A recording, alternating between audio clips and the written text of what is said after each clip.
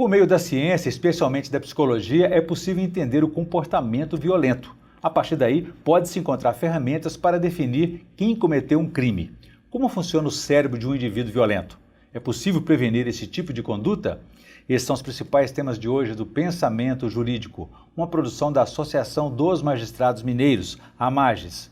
Para falar sobre o assunto, nós vamos conversar com a juíza Daniela de Freitas Marques, do Tribunal de Justiça Militar de Minas Gerais. Ela é magistrada há 16 anos e também é professora da Faculdade de Direito da Universidade Federal de Minas Gerais. Autora também de vários livros, entre eles Os Espelhos do Sistema Jurídico Penal, Jordano Bruno o Herege, e Direito e Literatura. Doutora Daniela, muito obrigado pela presença, é um prazer recebê-la aqui no Pensamento Jurídico. Prazer é meu.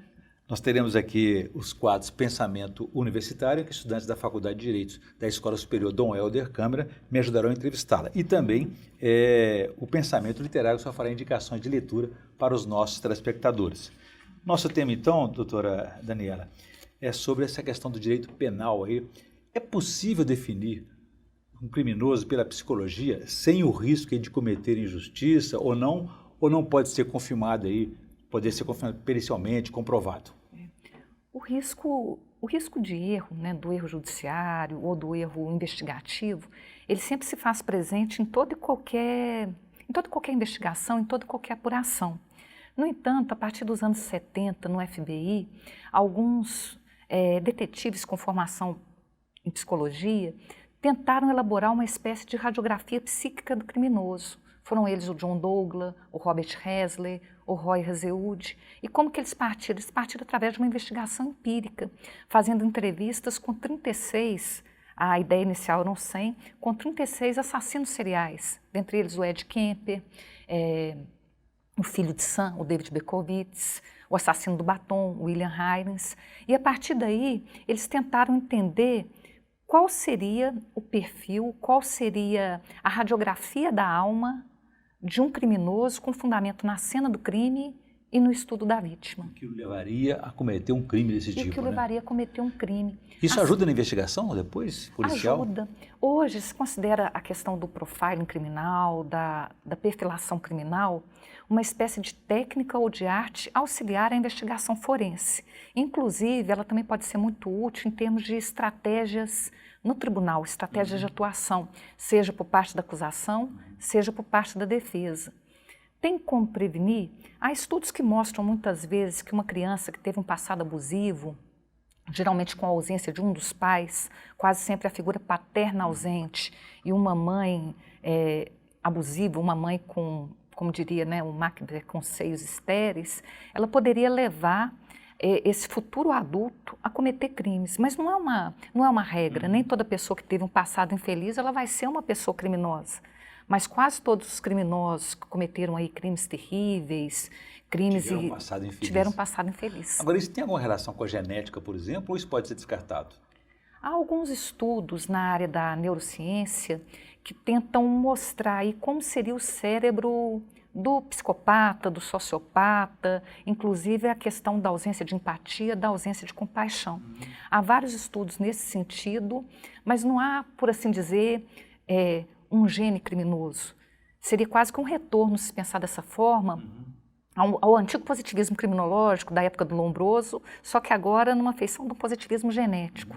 Mas, obviamente, a biologia, aliada às circunstâncias da vida, ela pode definir o que uma pessoa vai escolher na vida, mas no fundo, sempre é uma escolha moral no meu modo de ver.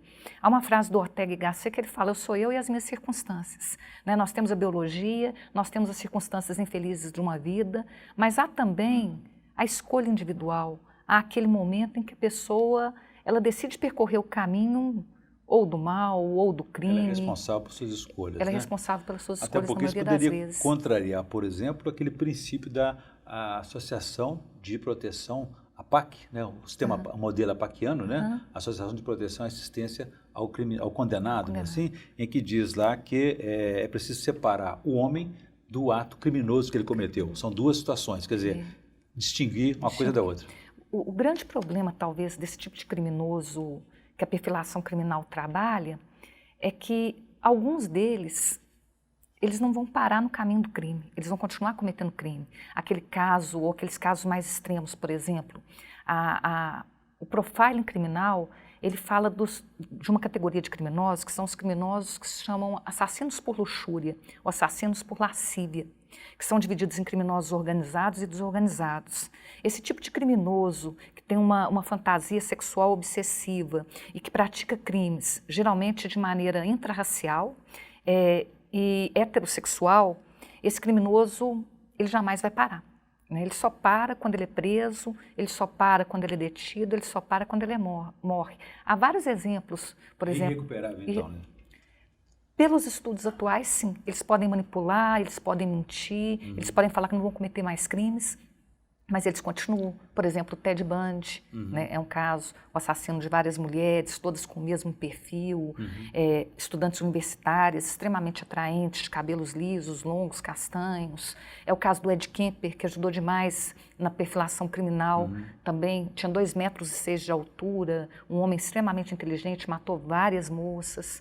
É o caso John Wayne Gacy, o palhaço assassino.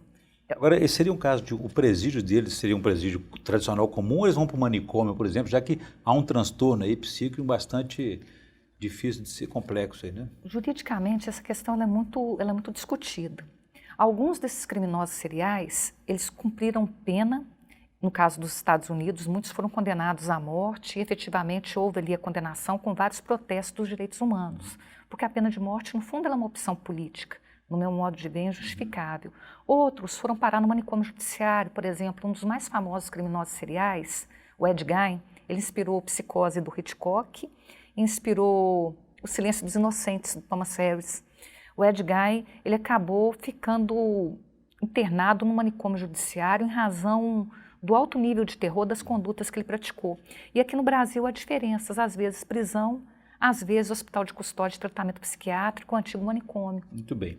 Doutora Daniela, eu vou fazer um intervalo, gostaria que no próximo bloco só falasse um pouco mais para a gente sobre esses conceitos de perfis criminais e como é que eles são definidos. A gente volta então em instantes.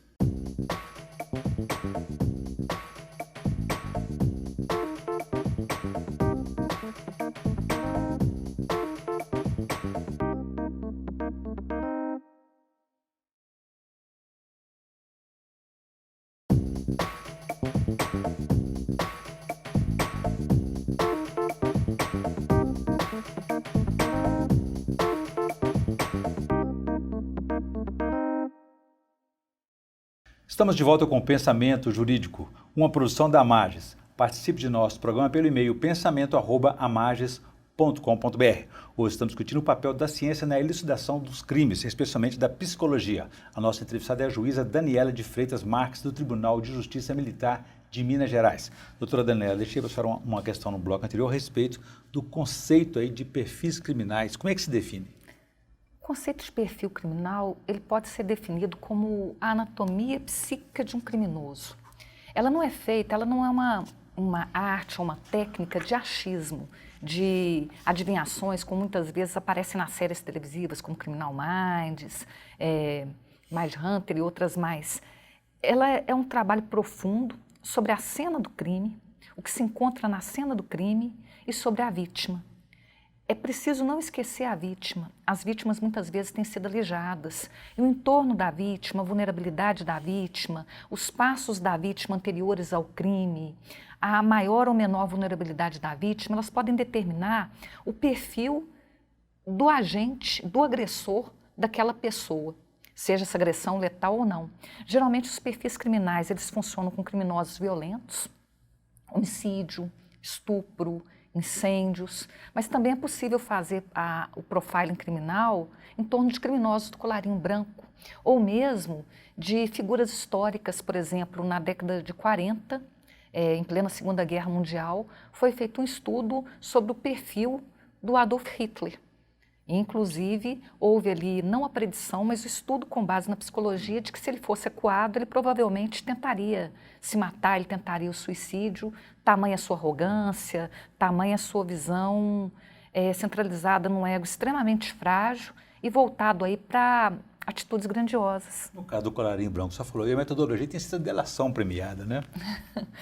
A delação premiada, ela É semelhante? Ela tem alguma... Não. A delação premiada, ela é um instrumento de descoberta do crime, porque muitas vezes o crime organizado ele se estrutura de maneira mais forte do que a do próprio Estado, ele se estrutura a maneira de empresa. Então a delação ela seria um apoio, um auxílio para a descoberta de crimes que de outra forma não seriam descobertos. Mas ela, por assim dizer, uma fala entre comparsas, é uma fala entre pessoas que praticaram o mesmo crime, com benefícios dados pela justiça. Mas não deveria substituir uma prova, né? Assim, não, ela não pode substituir no caso uma da prova, psicologia, dessa metodologia que você está citando aqui, é possível substituir a prova ou tem que buscar a prova a partir desse indício que ela traz? A validade do profiling criminal, a validade do perfil criminal é para auxiliar a investigação. Eventualmente, dar uma radiografia de quem seria aquele criminoso, por exemplo, a faixa etária de cometimento do crime, isso é com base em dados estatísticos. No Reino Unido se faz muito assim. A análise comportamental, se ele sofre, por exemplo, de uma determinada doença ou não, uma esquizofrenia, uma psicose, isso é possível ver pela cena do crime. O tipo de crime que ele vai continuar cometendo, o intervalo do tempo. Fala-se muitas vezes do perfil geográfico. O criminoso ele tem uma área de segurança que ele não atua. Geralmente é a área próxima da residência dele. E tem uma área de conforto que ele pode atuar. Isso pode, por exemplo, direcionar as investigações através de informações dadas à mídia. Isso pode permitir ligar vários crimes que de outra forma não seriam ligados para estabelecer um padrão de serialidade. Ajuda na investigação, ajuda na colabora, investigação. Né? Doutora Daniela, eu vou ampliar o nosso debate, convidando agora os estudantes da Faculdade de Direito da Escola Superior Dom Helder Câmara para me ajudar a entrevistá-la. Por favor, a primeira pergunta.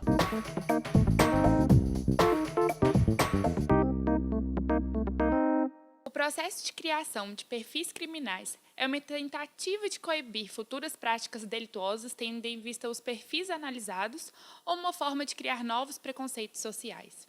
Olá, Stephanie. A sua pergunta é muito pertinente. Na verdade, essa visão do perfil atrelado aí a novas formas de preconceito foi uma crítica que já se fez, principalmente quando houve nos Estados Unidos a descoberta dos crimes em Atlanta, envolvendo uma série de jovens negros que haviam sido mortos. E houve ali a identificação posterior, ainda hoje muito controvertida, do Wayne Williams como suposto autor do crime. E houve ali toda uma discussão, né, envolvida em questões raciais, em questões culturais, em questões socioeconômicas, a respeito do perfil criminal. Mas esse claramente não é o objetivo. É uma técnica investigativa, ela é uma auxiliar, ela não é a parte principal ou fundamental, ela permite estabelecer um padrão do que se chama um sujeito desconhecido, para saber, na verdade, ou tentar reduzir o número de pessoas suspeitas de um determinado crime. Às vezes, há crimes em que tem 2.500, 3.000, 4.000 suspeitos, então pode-se reduzir. E ele funciona muito bem nesses crimes em que há uma marca de violência e atualmente ele tem sido desenvolvido também na questão do colarinho branco em razão de determinados padrões de ausência de empatia. O grande problema no Brasil, eu penso, Stephanie, é que nós nos encontramos muito atrasados em termos de investigação, de ciências forenses, de estratégias no tribunal ou de estratégias de interrogatório para a descoberta e para a elucidação de um crime. Né? O criminoso ele tem que ter todas as garantias do processo, mas nós não podemos esquecer das vítimas, e as vítimas são esquecidas. A criminalidade se relaciona mais à oportunidade dada à prática do delito ou às condições e características do próprio indivíduo? Quando se faz o perfil criminal, Raquel, e obrigada também pela pergunta, leva-se em conta a cena do crime. Vou tentar dar um exemplo mais claro. Houve um crime que até hoje não se sabe quem foi o seu autor, chamado caso da Dália Negra, em que uma jovem foi encontrada morta com o corpo seccionado ao meio, um sorriso feito a navalha no seu rosto, o corpo cuidadosamente lavado e colocado à beira de um parque em Los Angeles. Esse crime ficou muito famoso nos Estados Unidos na época. E o que se permitiu revelar ali? A vulnerabilidade da vítima, a Elizabeth Short, que tinha um sonho de ser atriz de Hollywood na década de 40. Pôde-se revelar a extrema crueldade do criminoso, um homem jovem, provavelmente. Pôde-se revelar o conhecimento de anatomia dele, partiu o cadáver ao meio. Pôde-se avaliar o modus operandi, provavelmente aquele crime não foi o primeiro que ele cometeu. Pôde-se avaliar a assinatura do crime, que é o capricho pessoal, que muitas vezes o criminoso deixa na cena do crime, como o corte, a navalha feito no rosto, simulando um sorriso. Mas apesar de toda essa tentativa de se estudar o caso, não se chegou ao criminoso. Ela era uma forma de tentar conduzir as investigações, mas, por outro lado, nós tivemos, por exemplo, houve o vampiro de Sacramento, Richard Chase, na década de 50, nos Estados Unidos, que foi a primeira pessoa, o primeiro investigado a ser preso com base no perfil criminal feito pelo Robert Hesley. Às vezes é uma chave de compreensão do criminoso, uma forma dele confessar o crime também. Aconteceu com Andrei Chikatilo, na antiga União das Repúblicas Socialistas Soviéticas, na década de 80. Mas falhas há. Muito bem, agradecer então a participação dos estudantes da Faculdade de Direito da Escola Superior Dom Helder Câmara. Doutora Daniela, voltando ao nosso tema também, ou continuando no tema, né? Como é a mente do assassino? É sempre associada aí a um transtorno, um possível transtorno de personalidade antissocial? Gostaria que o senhor desse a resposta. No próximo bloco a gente volta em instantes.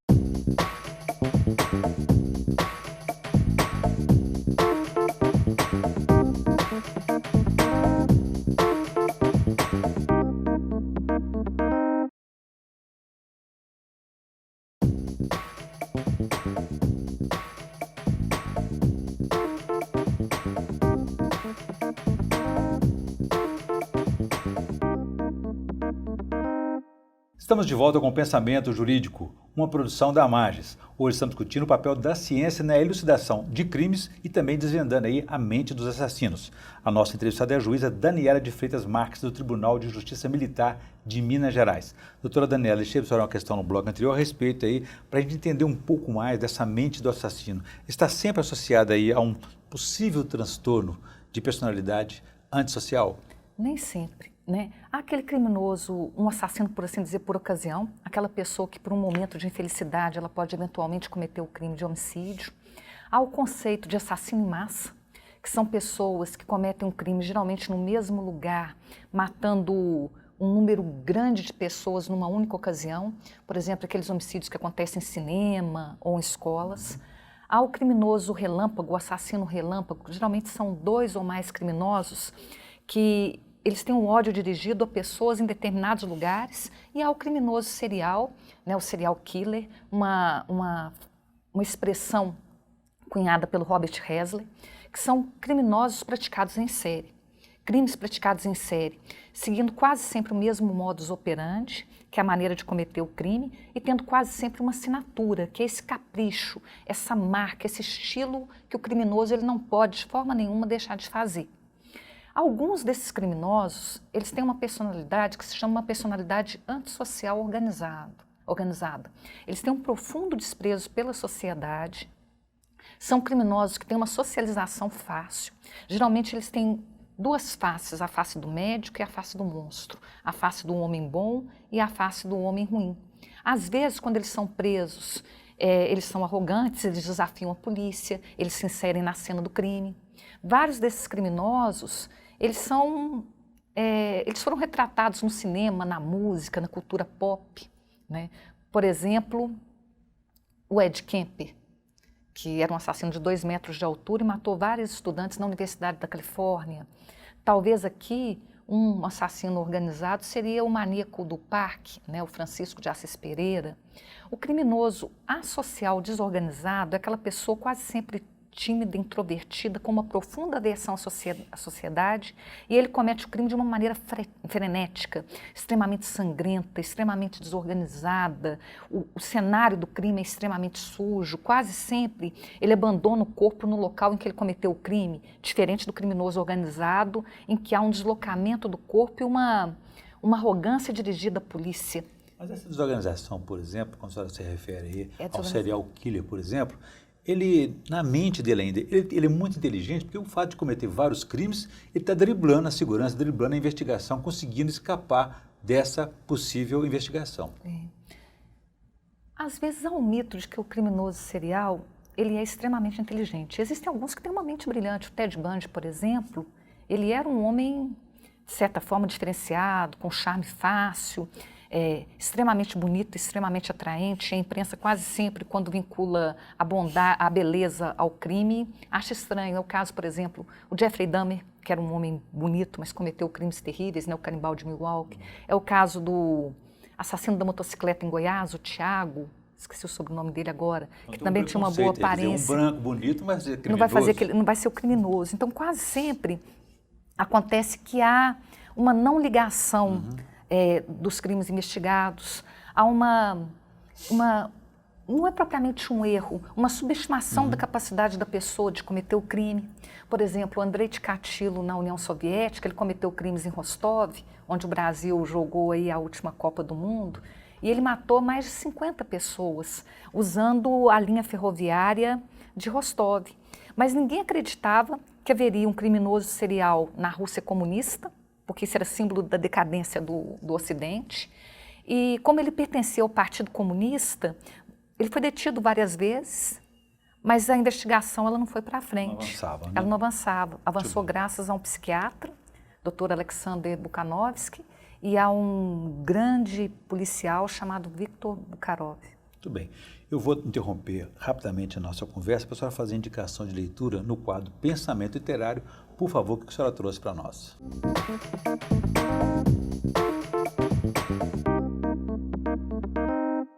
Ao contrário do que se pensa, né? Eu não trouxe um livro sobre literatura policial, que são vários livros aí excelentes que podem inclusive revelar a história do direito penal, mas eu trouxe um livro sobre contos que revelam o drama, muitas vezes, da alma russa.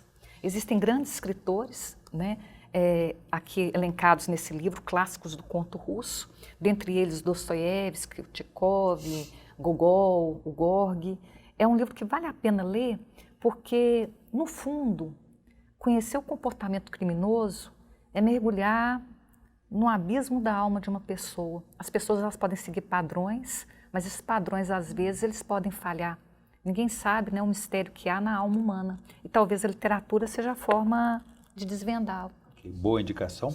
Doutora Daniela, voltando ao nosso tema aqui, trazendo um pouco aqui para o Brasil, ninguém em sã consciência seria capaz de dar audiência, atenção para a defesa e o contraditório em favor do goleiro Bruno, por exemplo, que assassinou aquela modelo Elisa Samúdio, assim como o casal Nardoni. Nesses casos, especificamente no caso do Bruno, não acharam o corpo que seria a prova fatal final do crime. Essa metodologia foi usada nesse caso? Não, o Brasil, até onde eu sei não, né? O Brasil, ele caminha de forma muito incipiente na questão do profiling criminal, que é muito utilizada nos Estados Unidos, que é o pai criador aí, o FBI, na Grã-Bretanha, perfil estatístico, na Áustria, em razão de um crime que houve lá do Jack Unterweger, em Portugal é incipiente. Aqui no Brasil não, poderia ter sido utilizado? Poderia, porque pode-se fazer radiografia de um crime violento, mesmo não havendo a descoberta do corpo, né? Há um caso de uma serial killer mulher, são menos comuns, elas são mais coletoras, enquanto o homem ele é caçador ou artista.